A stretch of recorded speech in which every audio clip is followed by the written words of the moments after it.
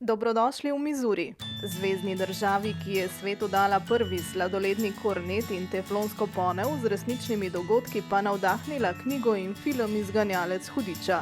A nekje sredi pol in ob železniških tirih se je tu rodila ameriška domišljija.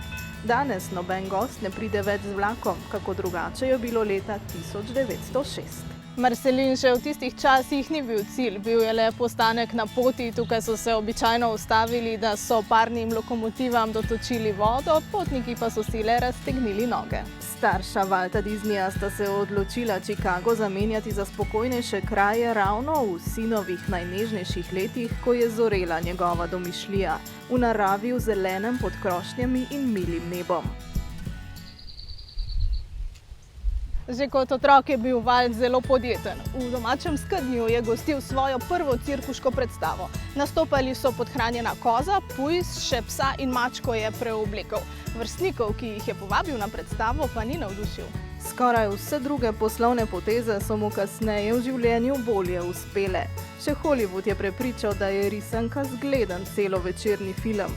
Njegovi Disneyjevi svetovi so ena večjih turističnih znamenitosti v ZDA, v njih se zrcali tole malo mesto. Glavna ulica v Marselinu ali kar glavna ulica ZDA. Tako naj bi izgledalo vsako pravo malo ameriško mesto. To je to iz resničnega življenja, tisto malo bolj podcukrano pa je kar prav v vsakem Disneylandu po svetu. Marsikaj, kar je doživel v Marselinu, je preslikal v tematske parke. Tudi gazirano pijačo na vsakem koraku, ker je bil na enem od domačih zidov ta napis. V eni od teh zaspanih restavracij naj bi dama in potepuh zaljubljeno vlekla vsak svoj konec špageta. Ne le za vse čudovite zgodbe, Waltu Disneyju hvala lahko rečemo tudi za to, da danes televizijo gledamo v barvah.